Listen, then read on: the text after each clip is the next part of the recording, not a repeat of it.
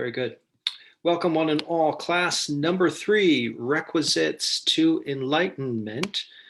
This is clusters of teaching, 7 specific clusters of teaching that total 37 teachings in all, clustered into 7 groups. So class number 3, we are going to be looking at the bases of spiritual power today.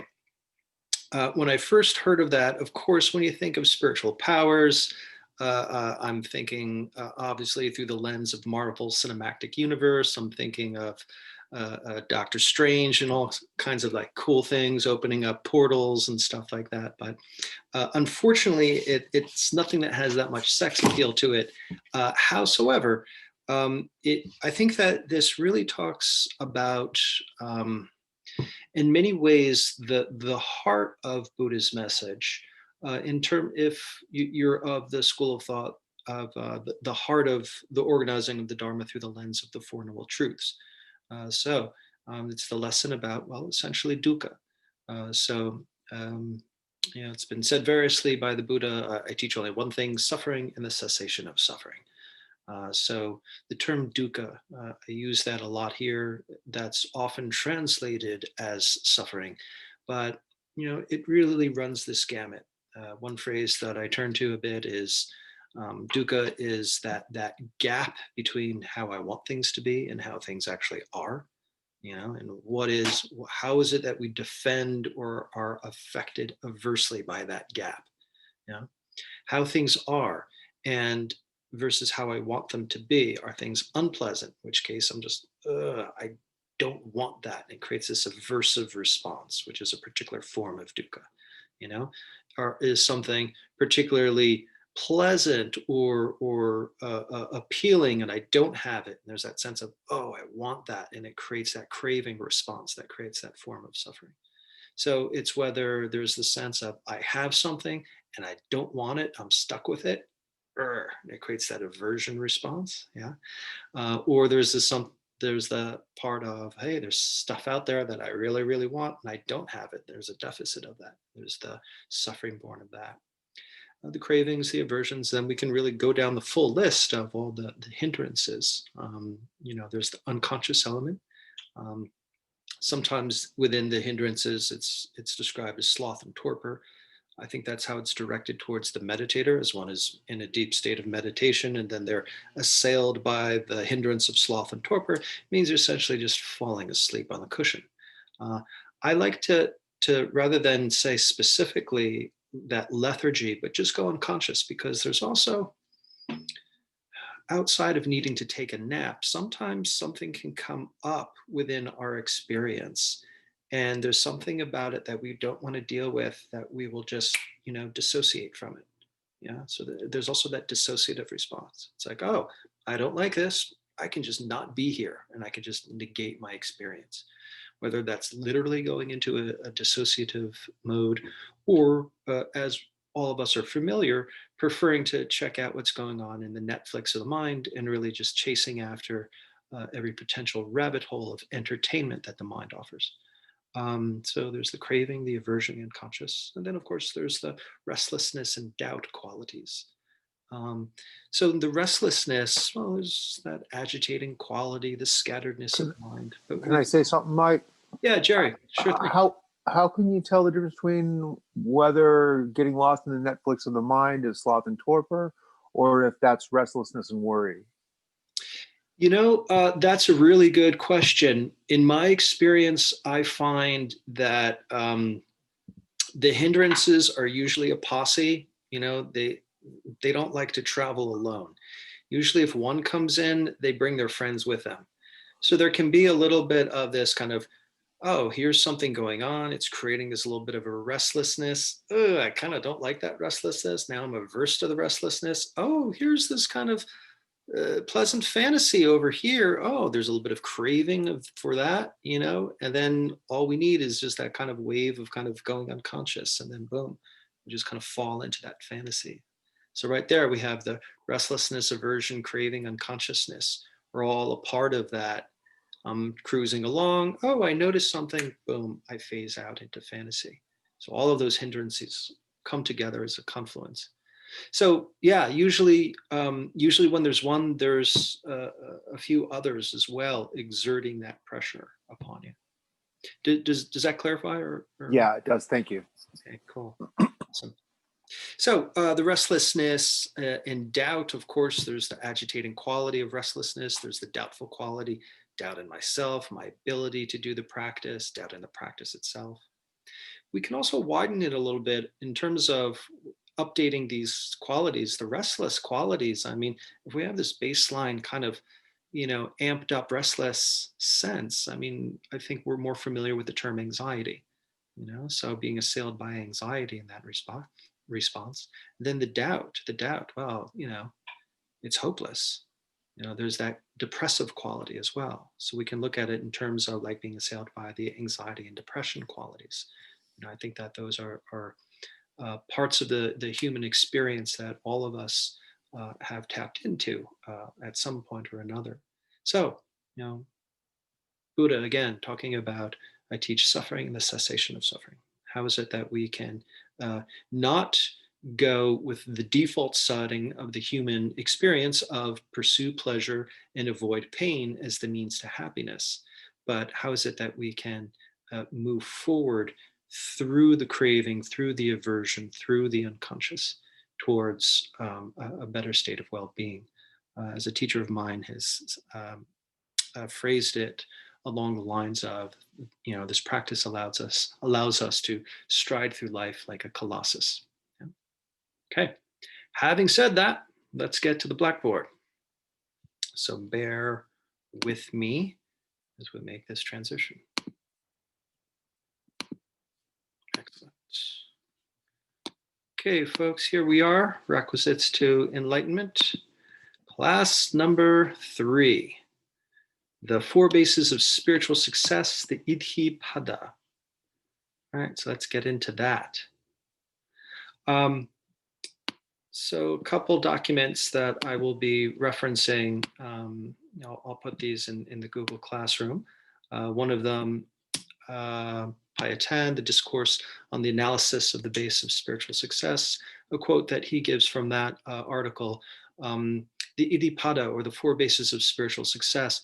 These we're talking about, well, aspects of the meditation practice. The 4 paths to spiritual success are enthusiasm, chanda, effort, or energy, in this respect, virya, the mind, citta, and mental investigation. Yeah? So enthusiasm, effort, the mind, and investigation. So 4 qualities. Sounds easy enough, right? We should be able to blow through this in about 15 minutes and get to bed early tonight.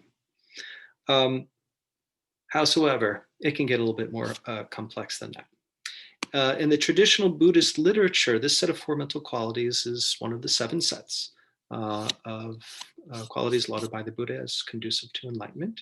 So hence, this is one of the teachings of the requisites to enlightenment. So Iddhipāda, yeah, so that's the Pali term for this set of teachings. Ida meaning Iddhi, meaning power.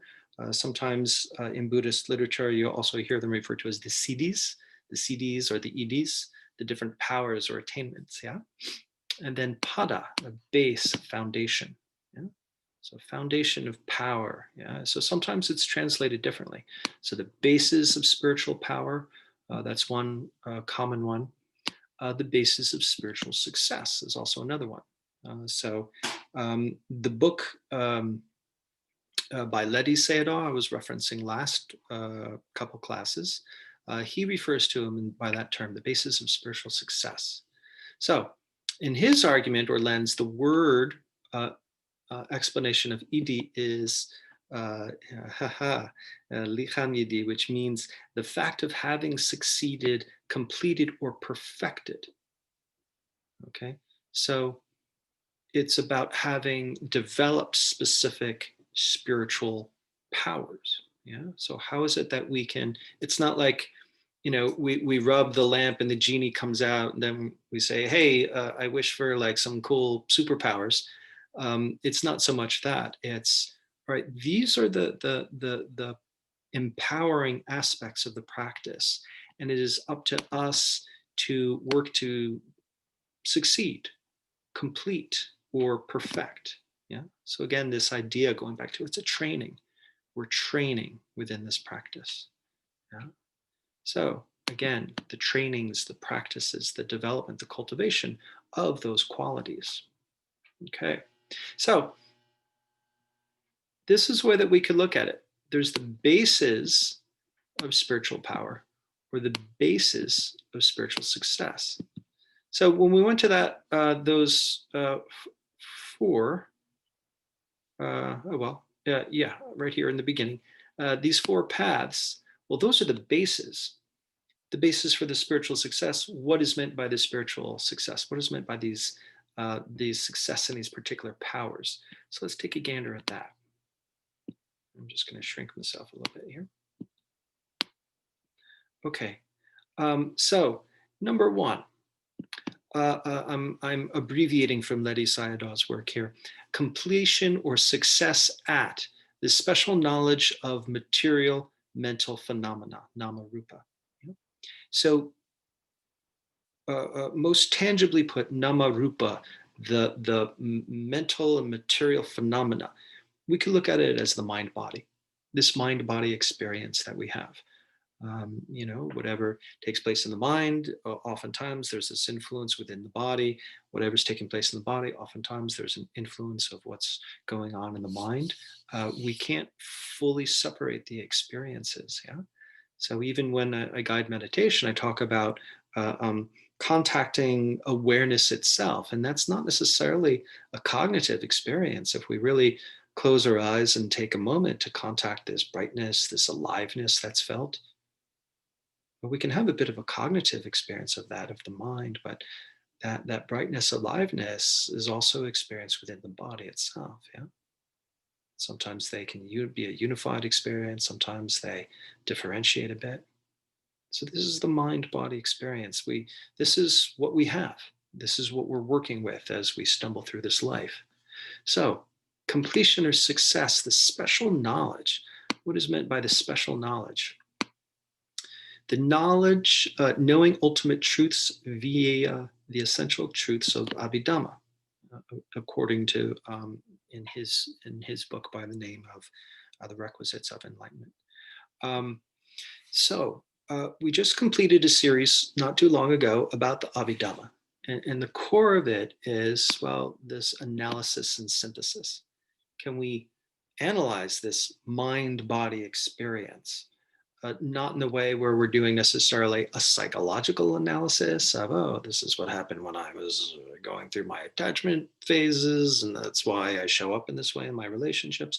It's not that type of analysis, so to speak, but it's that deep, how should we say, investigative practice in the meditation that yields insights, insights into the mind and body, insights into the nature of self in world. Yeah. It's a categorizing and classifying of different mental factors and states of mind.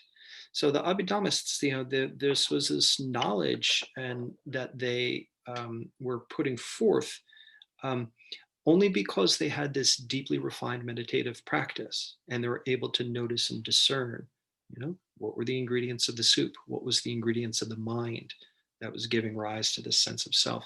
So he's setting this up here as, yes, special knowledge of this mind body through deep meditative understanding. Yeah, so he gives a nod there to the Abhidhamma aspects there. So the second power, and they all work together for sure. The next four is essentially the Four Noble Truths. Yeah? So full understanding of the first noble truth of suffering. Yeah? So dukkha arya satcha, that's the noble truth of suffering. It's been translated variously as the first noble truth is life is suffering, which is not true. I think that's a bad translation. It was written dukkha arya satcha, so it's suffering noble truth. Literally is what it says. So we can transliterate that as the noble truth of suffering. So what I was discussing earlier, this understanding, can we understand what is the fly in the ointment? I always joke that when we talk about going into suffering and such, oftentimes we lose the audience when they're new to Buddhism, because a lot of people are like, well, I'm not really suffering. Although we might be able to amend that in 2020. But conversely, I ask people, a show of hands, who's having the absolute peak experience, most amazing moment of their life this moment. One guy actually raised his hand once, but I think he was kind of on something. But the idea is this, that we're not having an experience of the perfection of the moment, of the perfection of life so much, because there is some aspect of dukkha that's going on that's telling us something's not quite right. And that could be very subtle, or that could be very pronounced, significant levels of distress. But there's always some level of that disconnection, disappointment, distress that is happening. So Buddha is saying in this formulation of dukkha, if what we want is to have, well, a life that's liberated from this experience, we need to look at it. We need to look at what is this thing that's holding us back, and understanding it, knowing it, then we can be released from it. So the full understanding of the First Noble Truths, the commentary on that is via the understanding of the characteristic, function, manifestation, proximate cause of dukkha. Wow, that's a big laundry list. Without getting too much into it, it's, well, yeah, can we understand, rather than, oh, woe is me, why is this happening to me? I'm having a horrible experience. I'm identifying with the suffering. Can we have that investigative mind? Because, having this special knowledge of this mind-body experience. Okay, I'm experiencing some discontentment right now. What's taking place in the mind? What's taking place in the body? How is it that I can notice, discern that dukkha is present right now? What sense gate is it primarily activating? Yeah. So what's the characteristics? What's the qualities? How is it behaving? How is it showing up? Yeah. And what caused it? What was I doing a few minutes, a few seconds, a few moments before this dukkha started arising? Am I responding in a way where I'm having some aversion to some experience, some craving for something else? Are the hindrances coming up that are then creating this arising of this general sense of dukkha? So the full understanding of the First Noble Truth. Can we understand, know when dukkha is occurring and all of the features of it? In particular, understanding of what the cause is, which leads us into the Second Noble Truth. So his commentary on the power of this is the sense of the abandonment of the knowledge of the Second Noble Truth, the cause of dukkha. So that proximate cause, dukkha is happening. Well, what was happening right before that? Oh, this is unpleasant. Oh, I hate that. Oh, that's really nice. Oh, I really want that. I'm just feeling the sense of lack or loss or insufficiency because of, what sort of stimuli was coming up that is then the hindrances was there first, and they kind of fixated on it. And then all of the attention fixates on it. That's understanding the origination, how the suffering comes into being. What are the, that's literally the whole lesson on dependent origination, or actually half the lesson. So what he's saying is really the power, the ED there is the ability, well, to see, understand that Second Noble Truth. What is going on that's creating this? And so the power is to abandon it. Oh, that I'm fixated on. I see it, I'm awake for it, and I can let go of it. A question. Yeah. When someone's experienced grief and loss, grief in, particular, the loss of a loved one, how would that sort of fit into this when something so overpowering the sense of the loss? Yes. Yeah. How would that fit into this as opposed to a minor temporary, yes, this pistachio ice cream was better last time. Ooh, I have a sad feeling. There's that level of kind of a, letting go of the minor frustrations and anticipatory trepidation that we go through the day. But then you're talking about like a very significant, potentially traumatic experience, traumatic loss of a loved one. Yes. So as we know, that is a process. It's definitely a process that takes place over the course of years. There's a lot of coming to terms with the pain, with the loss, the circumstances of how that affects the change of our life, depending on how much that person was integrated in our lives. That's constantly bringing up that sense of loss. And there's the sense of that want to reach out that is mirrored within the brain, going down these neural pathways. And then at the end, that person is not there. And we can fall into these dissociative states as we're just kind of assailed by the feeling of grief. So there's no quick fix for that, for sure. So how this may pertain to it, well, how is it that we relate to our experience of grief and loss? For some people, I mean, who wants to deal with that if they don't have to? So what does that type of pain and dukkha make a person do and behave? Does that make them turn inward and so they can become a very conscious co-participant within their own process of grieving and healing, or at least coming to an equanimity and acceptance? Or does that type of pain arise and they're like, screw it, I'm going to go have a drink, or I'm going to act out with violence, or I'm going to act out by some sort of behavior, impulse behavior that's going to try to blot my experience of it? Or do we avoid dealing with that in a way that it, inclines other types of, how should we say, personality malfunctions that could occur? So the willingness to open up, turn towards, be with, and ideally it's not done alone. That sort of healing happens within community, how we can reconnect with the loved ones we have, or with aids and guides within that process that we trust that can help us with that. But how this material may relate to it is really encouraging us to have that capacity to open up and turn towards the experience, for it to be fully seen and fully felt through. And again, that's a process that takes place at the pace of nature. Does that feel relevant? Or Yes, very much. Yeah. Thank you for the question. How do we take this out of the dusty books and actually, how is this really relevant to life? So thank you. I welcome those elements of discussion. Thank you.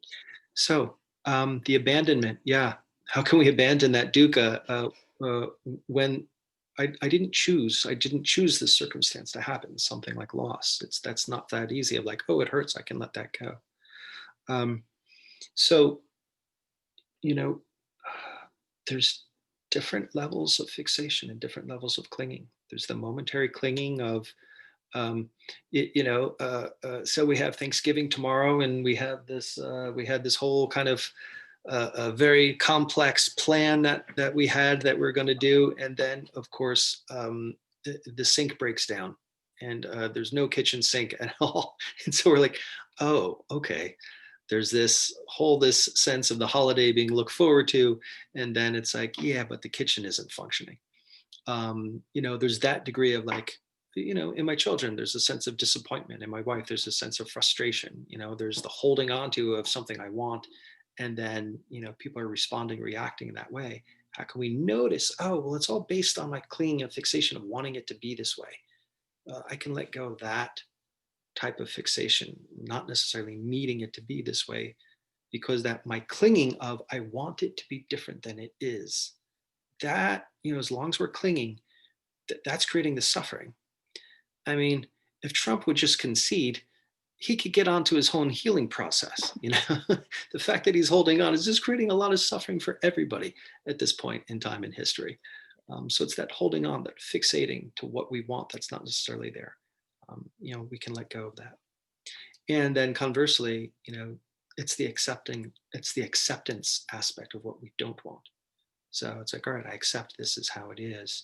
And again, as was just pointed out, some situations that we don't want, in the case of a loss, it's harder to come to a sense of acceptance. And that's something ideally that we can move towards in time. So as we can see, there can be a sense of a conscious decision that can happen, and then all the way to it's a definitive process that, we can ideally co-participate in.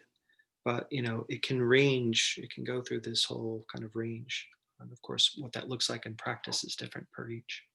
But the idea, and we're looking at this sense of personality view. Who is the self that's showing up? The craving-based self, the aversive-based self, yeah, the self that is really born of. I have a question about. Yeah, Yoali. About aversion and desire based things.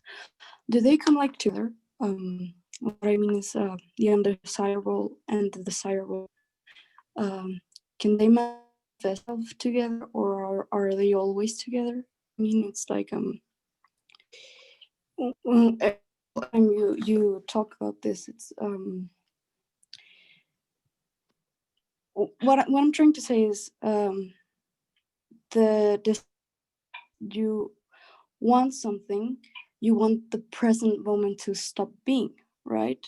You want that other thing, that something else. Mm-hmm. And come together in that sense. And we undesirable, you desire something else, right? So they kind of back each other up, right? In a way that we could look at them as two sides of the same coin. Yeah. There's one side that's pulling us towards something, and there's another side that's pushing us. Yeah. So the carrot and the stick. Yeah. And if we really look at the coin, I mean, in terms of like how the desire for and the desire not for, the craving and the aversion, and this is in terms of like specifically in ways that we experience suffering. If you look at a coin, they say two sides of a coin. It's actually three sides. It's in a three-dimensional space. So that rim that goes around it, that holds it together. So I would say that's the unconscious quality. If we can be awake for, oh, okay, I want that, but I can accept not having it right now, or I don't want that, but I can bring some acceptance to it. If we can be awake and aware of it, then we can begin to adapt or let go of the suffering context. But it's that suffering component, that rim of the coin there, that we just can't see it clearly. All we are is just so identified with the suffering component, or the craving, aversion, or whatever the hindrances are. We're just so identified with it, we don't see a way out.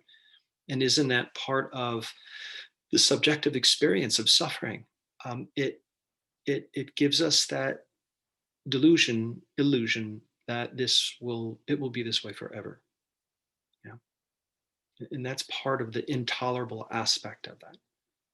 But if we can kind of be, awake to it, we can, begin to notice the impermanence thereof. Yeah. Okay, excellent questions. Thank you. Okay, so abandonment of the cause, and okay, here we go, talking about the personality view, how I'm identified with it, versus I can clearly see. The more that I can clearly see what I'm fixated on, I can begin that process of letting go. So the fourth, the realization of the third noble truth, cessation. All right, I can let go. I can drop this. Yeah? So the power is to realize, to actually make it happen, to actually be able to do. Realizing cessation within the body, within the mind, whether it's a particular heartache that we might be gripping, holding on to, how is it that we can let go so that it can continue this flow into being and passing away from being. From that level, and again, the destruction of the defilements, destroying it. We're always going to get angry, we're always going to get sad, but the more we do this practice, how the pleasant and the unpleasant triggers degrees of craving and aversion begin to soften. So our unconscious reactive habit of just throwing fuel on the fire when there's something, some sort of dukkha that's happening, we're not inclined to put that fuel on the fire. Literally, that's a lot of the phrasing of the denial or the extinction of the fuel. You know? So we're realizing how to actually do the third noble truth of cessation. You know? Then number 5, the development of the four noble, the knowledge of the fourth noble path. With take 2, the development of knowledge of the fourth noble truth, which is the Eightfold Path. So a lot of these lessons in early Buddhism, it's like they work like a series of drop-down menus on a computer. You click on a folder, it opens up. There's 4 more folders. You come to another folder, you click on that, it opens up. So this is a matrix in this way. So now that leads us into the Eightfold Path teachings, which is actually one of the requisites. We'll be doing at another time. But last class I was talking about the development of the 3 trainings. So the path factors of the Eightfold Path fall into Sila, Samadhi, and Panya. Sila, the ethical component; Samadhi, the cluster of teachings around meditative practices; and then Panya, the wisdom components. So these are the 5 powers to have this complete success at the special knowledge of the mind-body experience, have the full understanding of how it is that dukkha arises, or how the dukkha affects personality view of our suffering, and how is it that we can kind of like not, suffering and not suffering. Understand how that occurs in the mind-body experience, understand how it originates, how I might be co-participating in it, what's my role in that, and then how is it that we can drop that, and ultimately the personality view associated with that suffering. And then how is it that we can bring that into all the different aspects of our life. There's this adage, I think it's attributed to Kuladasa, but it's about wake up, grow up, and clean up. Just waking up and becoming this awakened, deeply realized master is not enough. We have to grow up. How is it that this can show up in our lives so that we can be more effective, efficient, reliable, effective in the world? And then the cleanup. What is it that I'm doing subtly and not so subtly that's really, really contributing to the chaos of the world? Begin to cut that out. This is the powers that lead us towards. There's definitively looking at the Four Noble Truths as a deep meditative directives to accomplish. Stephen Batchelor, for people who are familiar with him, he talks about this in terms of it's not the Four Noble Truths, it's the 4 directives. This is what we're being asked to do. And I subscribe to that, and it's definitely within this teaching as well. How can we apply that? These are not just 4 points on a philosophical axiom. These are directives that are deeply related to how we can wake up.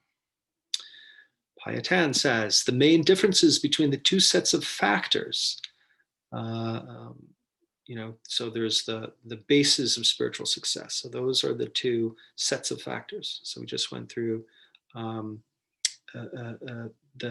siddhis, or the spiritual success, the spiritual powers. Those are the spiritual powers. But then there's the bases that work with them. So the main difference between the 2 sets of factors is that while the 4 bases of spiritual power relate to how mental cultivation should be done, the 5 spiritual faculties are the actual qualities to be cultivated. A little typo. In other words, the 5 spiritual powers should not only be harmonized, but they should be cultivated to fruition by way of the 4 bases of success. What he is saying there is, great, those are the 5 powers. How do I get them? Glad you asked. So the 4 bases of spiritual success. So this is kind of the means by which we can realize, that journey of, that deep penetrative understanding, the mind-body process of the 4 Noble Truths. So this is, we go back to the beginning. The first one, the desire to succeed. So in some ways, it's the only meaningful goal. It's sometimes they talk about, like in Zen, the idea of the maha koan. If you can answer this question, gain insight into this question, wisdom, understanding this question, it has this domino effect of rippling through all these other lesser koans that you might be having in your life. That is to say, life can give us some situations where we, how should we say, they are so deep and pronounced that if we were able to gain a sense of insight, understanding, and healing within that experience, it can have this amazing ripple effect throughout the rest of our lives. In terms of really easing out a lot of other, associated neuroses and other habit patterns of suffering. So we're trying to get to the linchpin of suffering in our lives. So this is the sense of the motivating element. How is that we can get that motivation? So there's that motivation to be on the path and where we're going to be motivated effectively to move towards that. So the second, the effort to succeed.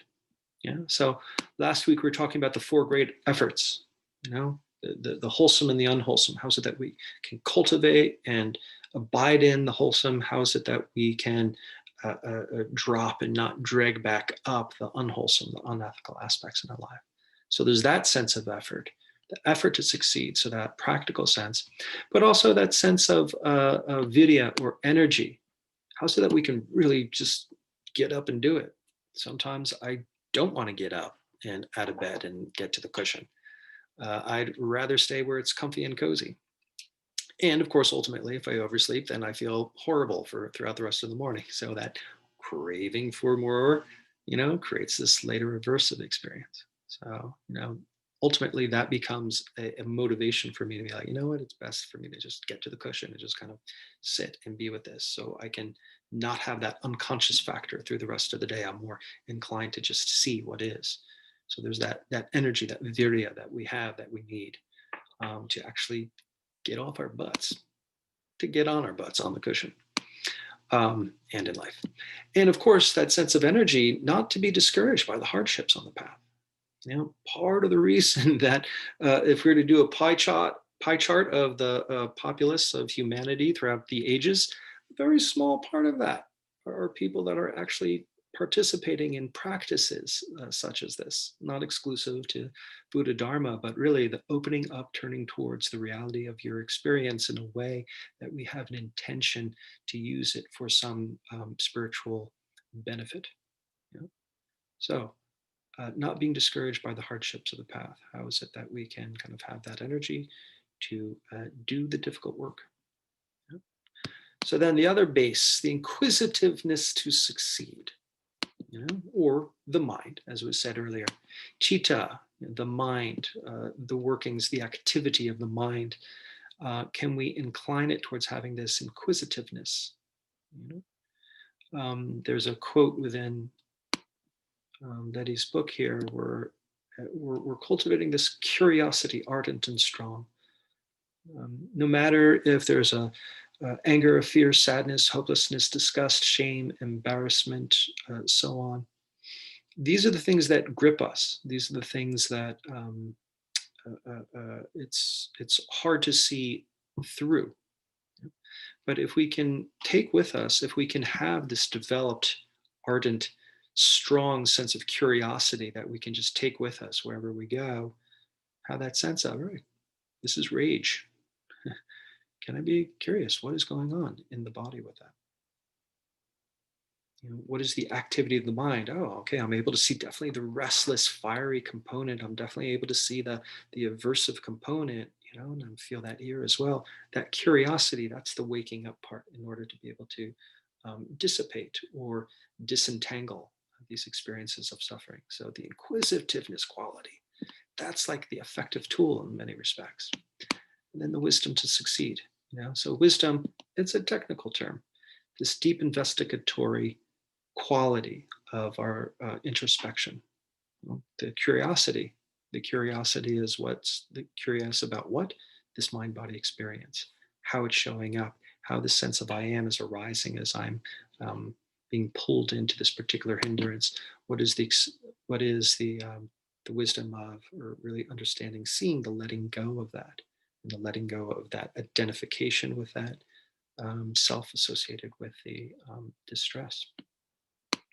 So we do that by withdrawing from worldly pursuits. Does that mean going into a cave and not talking to anybody else? Not so much, not literally, no. Though to my disappointment, it speaks more of the withdrawing from worldly pursuits. Let's just put the phone down. Let's just push away the to-do list every once in a while and just be with this natural organic experience of just the self. Can we step out of experiencing ourselves as an ego-based system? This is me, this is my name, this is my social security number, and this is where I am in my story. Can we pull out of that and drop into just the nervous system, knowing the activity of the nervous system?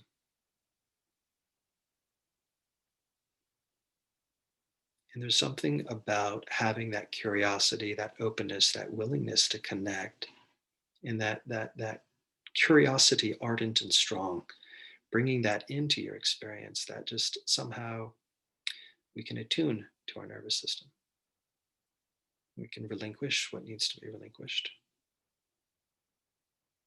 And maybe if there are some pleasant factors to be cultivated, acceptance and curiosity and openness, it's possible to cultivate. And it's called what we need. And it's possible to relinquish what we are attacking ourselves with. So that wisdom to succeed, perishing, didn't mean that. Well, we're really kind of withdrawing from that worldly egoic story. We're really looking for this attainments, meaning, this wisdom, this insight into, letting go of the suffering. Payatan, quoting him, enthusiasm is the wish, the motivation to do the work of purifying the mind. Effort is the actual exerting of energy to do that work. The purified mind is the result of that work. And in the clarity of the purified mind, the causes and conditions for that purity can be discerned through inquiry. Otherwise put, I like this analogy. This is by Ajahn Sujato. The manner in which these qualities work together may be compared to an electric light. Enthusiasm is like the voltage in the circuits. Energy is like the current of electricity which flows when the switch is turned on. The mind is like the globe lighting up, a light bulb lighting up. And when the room is lit, it is easy to see what is there. Anyone who has ever had to search inquiry for something in the dark room would know that the quickest way, if one must grope in the dark, is to grope first for all the light switch. So the sense of kind of, I'm in distress, I'm in some discontentment in the moment. Well, can we turn on the lights? We're groping around in the darkness. We're groping around in the dark, being kind of identified with the suffering. The first part is to recognize this is dukkha. Then start looking for the lights to switch it on to really see what's taking place. Okay. How do you feel if we do a little bit of coming out of the words and ideas and just going into a sit? You can get into the experience of it. So allow yourself to come to a comfortable upright position.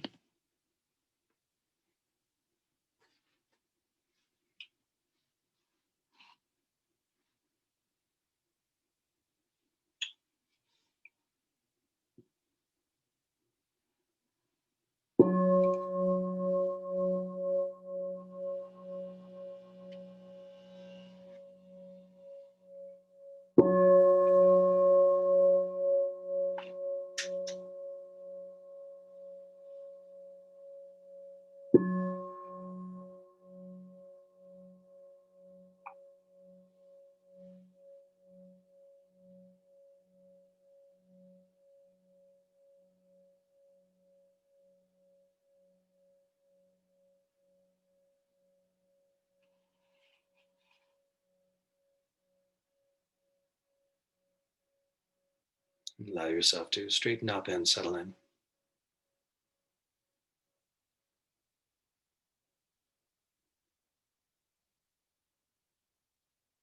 Settling into the posture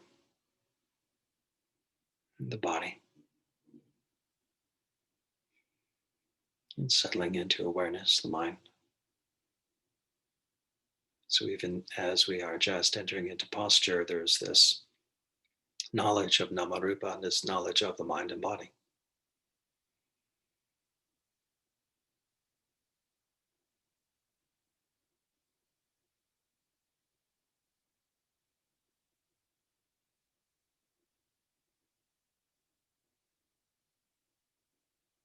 And we can begin by having a few moments of cultivating shamatha, cultivating a calm abiding. As we begin to turn our attention towards the breath, anchoring your awareness to some part of the body, actively engaged in breathing, the nose, throat, lungs, belly. Just remain here.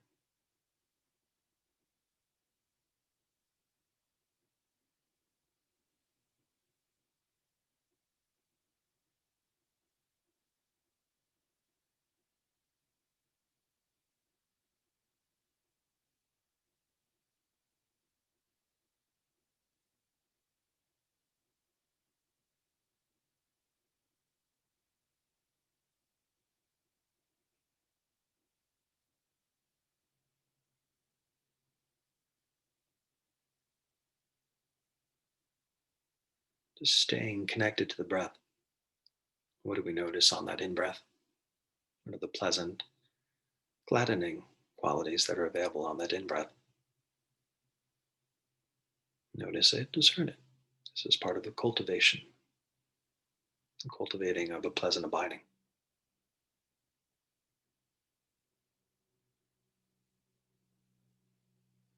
And when we're at that top of the in-breath, before we breathe out again, is there anything unique at that moment? The fullness and energy, whatever flavors are there that are pleasant, notice and discern.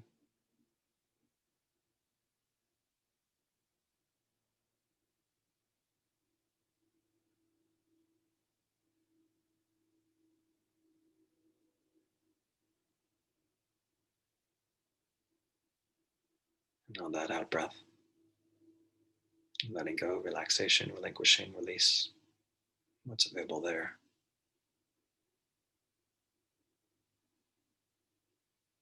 Take the noticing of these moments as the fuel to support a pleasant abiding.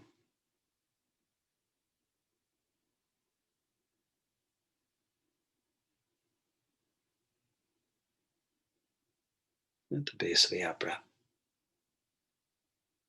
what's available there, settling, a contentment, a simplicity, peace, whatever it is for you. Give yourself permission to feel.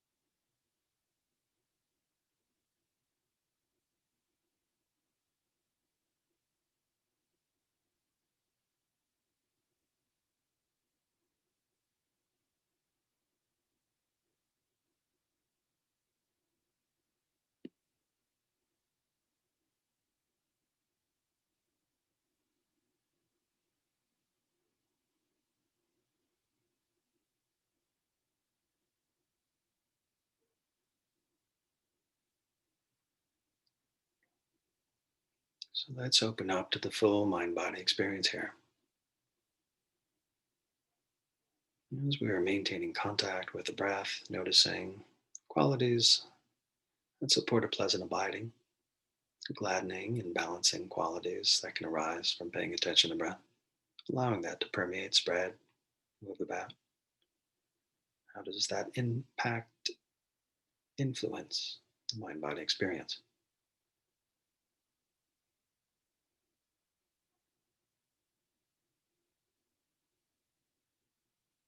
Then we can notice if we bring up this sense of the four directives.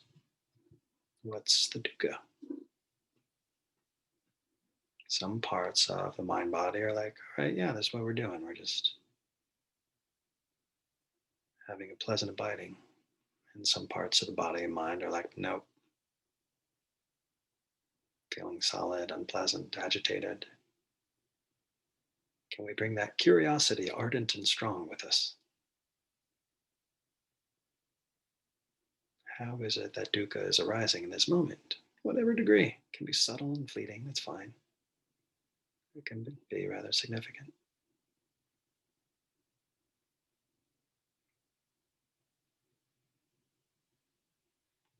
And sometimes when we bring our attention directly to what we think is holding or generating a sense of dukkha, just by bringing our attention directly to that, if we can have that sense of acceptance, openness, equanimity, you may find that naturally we unfixate. There could be a release of sorts. If that happens on any superficial level, welcome it.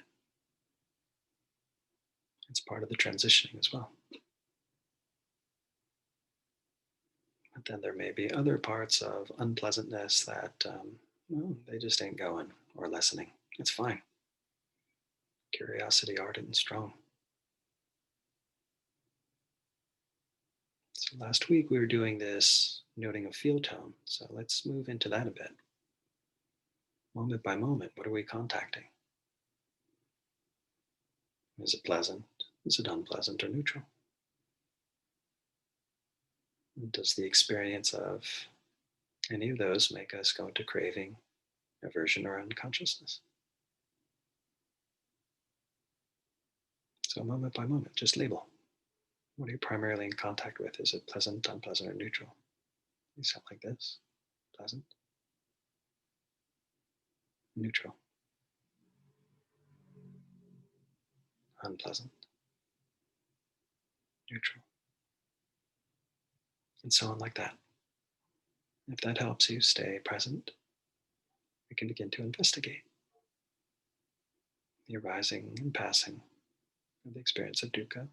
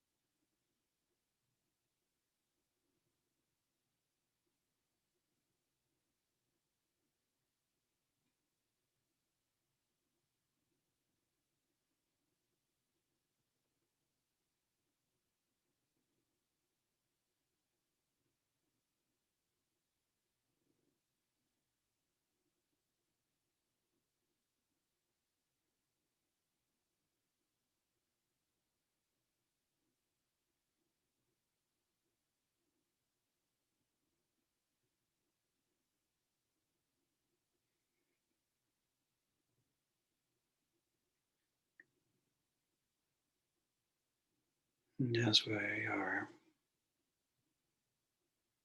just hanging it with this arising and passing of sensations, some pleasant, unpleasant, some neutral,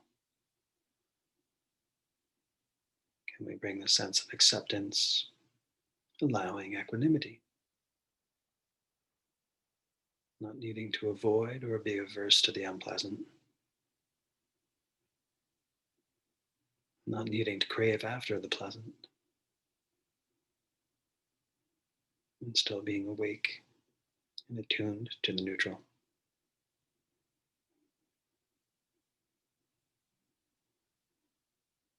And conversely, can the experiences of pleasant, unpleasant, and neutral inspire or motivate for cultivation of a different response, to appreciate whatever is pleasant. Pleasant qualities that may be available that incline us towards awakening. Qualities we may have been noticing when we were first attuning to breath. And if we reconnect with that, does that elevate the gladdening and balancing of mind and body?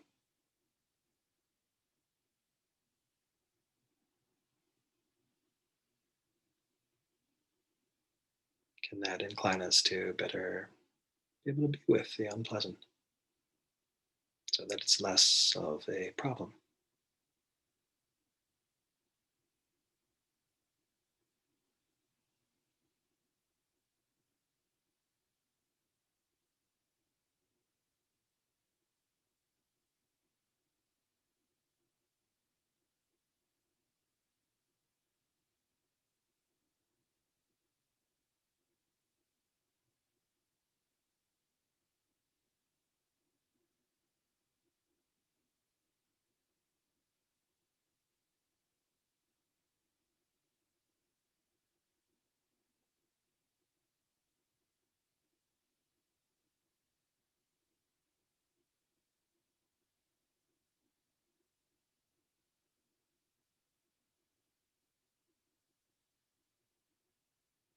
We may notice some impermanence.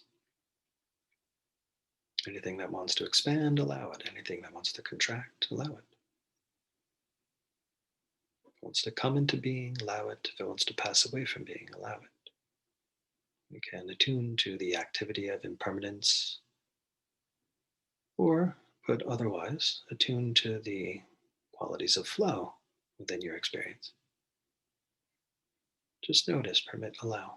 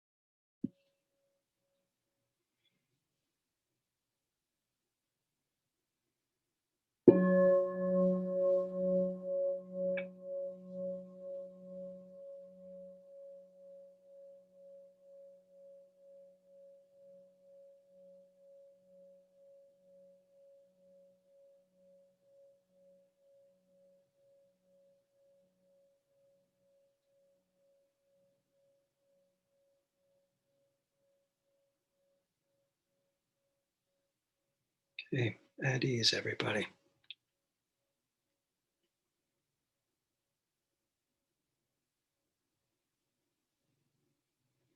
Post-bell practice, still leaving a part of you engaged in practice that we were just doing.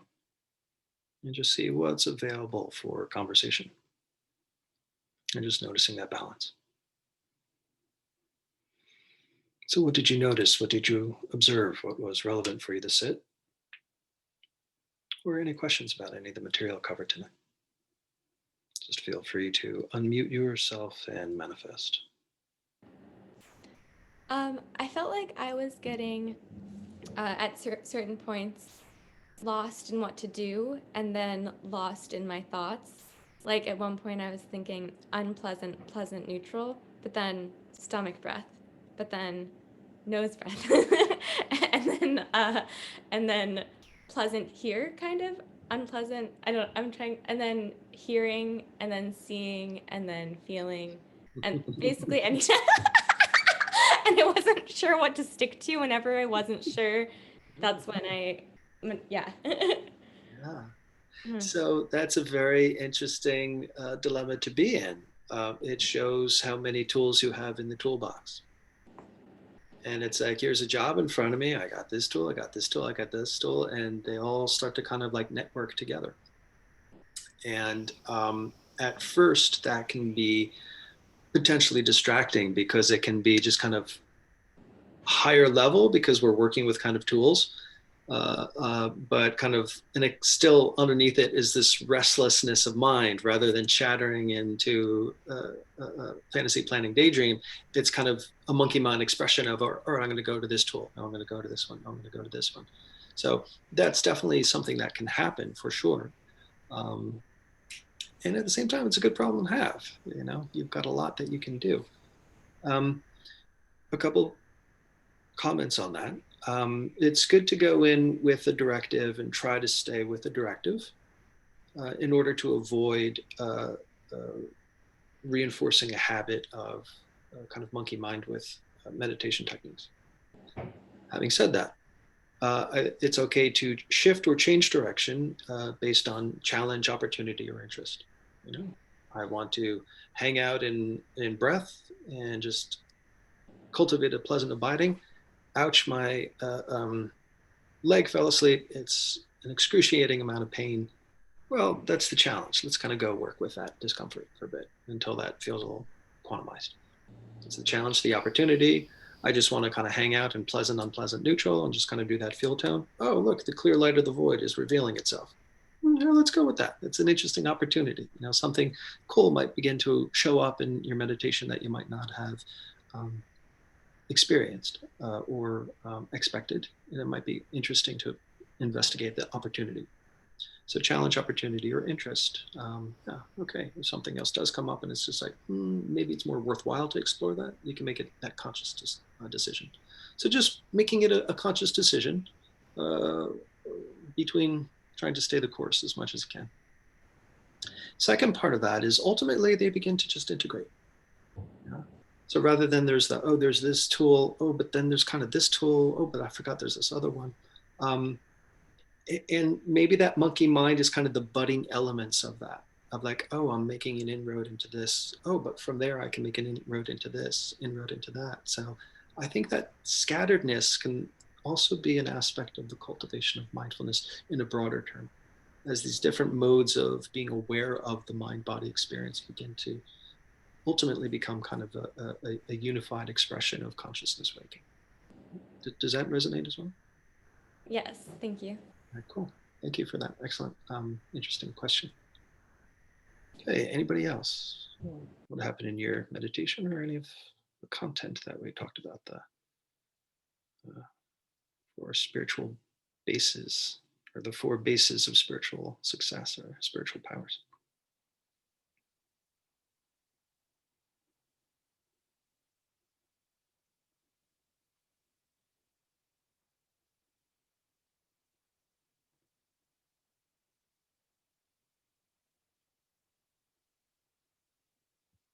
You have something you want to say, Gail? Oh, you're unmuted still, or you're muted still. Look, I just thought I hit it in it. Okay, there I am. There you are. So I know that when I try meditating in the evening, which is something I don't do normally unless I'm taking a class or a workshop, is I fall asleep. I'm really tired. I go to bed very early normally, and so that's always the first challenge. Is, but I noticed tonight, and I talked about this last week about the little Netflix in the mind, and it seems like since then I've been really noticing that happening more in my meditation, and and I'm still in a lot of pain from the pinched nerve, and I didn't want to take medication because I wanted to be as alert as I could be. And I don't know if that's part of why I've been experiencing that a lot. But what I did this morning, which I tried to do tonight, but I couldn't do it at all when that was happening, is I sort of decided that I was going to kind of work with that and make it like, I was like that all those little movies and whatever were like my body and my mind doing it, but my other self, my little real self, was going to like be the part that was going to keep bringing me back into the moment and into the breath and into the moment. And it seemed to work really well this morning, but I couldn't access that at all tonight.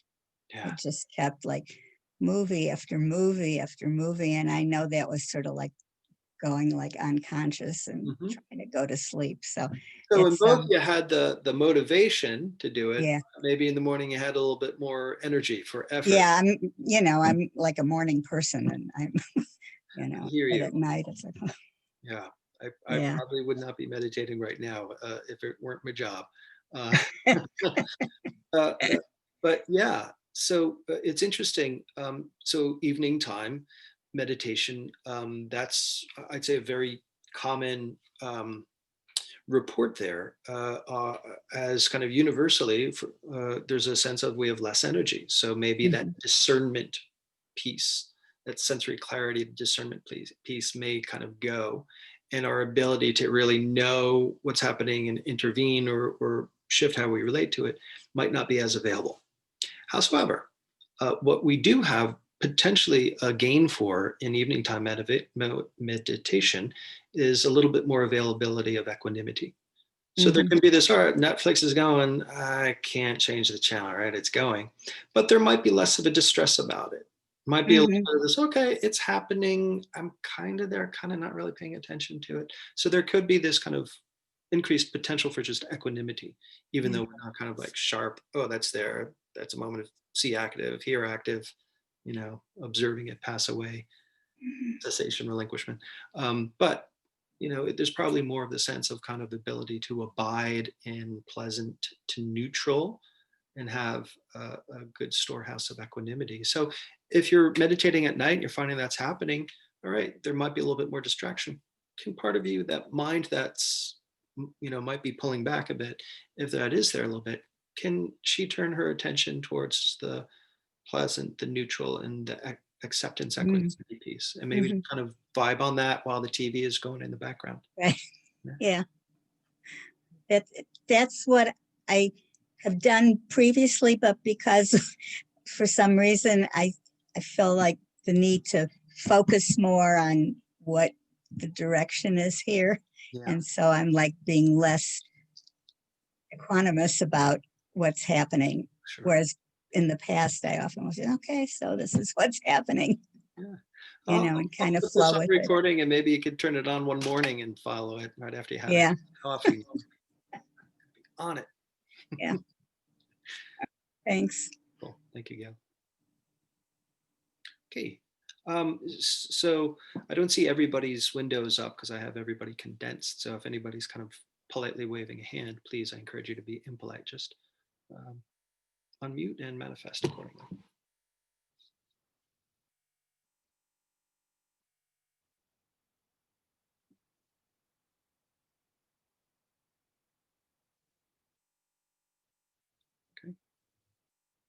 All right then. So I really appreciate everybody's energy and effort.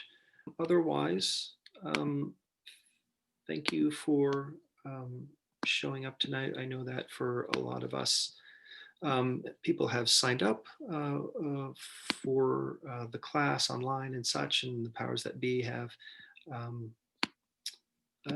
determined a suggested donation for the class, but as always, the Dharma is freely offered. So no one will ever be turned away for lack of funds, but if you do have the means to donate a bit, there's a link to donation. Practice of generosity creates the conditions for us to continue to meet forward and sustain community. Let's see, so we have that retreat coming up, and feel free to pass that information along. And just feel free to also look at other types of classes that are happening at Inside LA. We've got a full program that's going on, so you can follow those links into the website, check out content and material.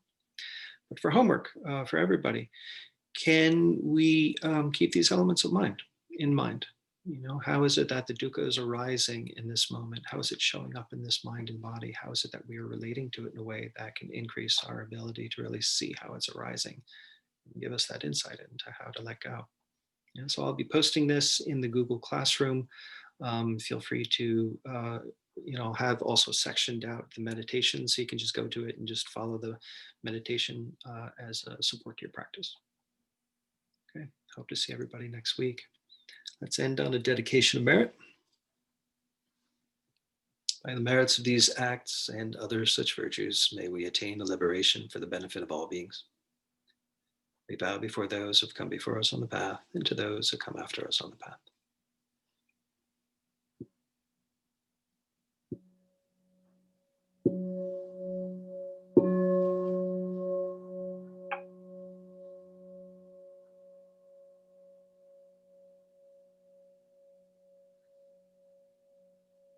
All right. Thank you so much, everybody. Hope to see you all Thank next week. you.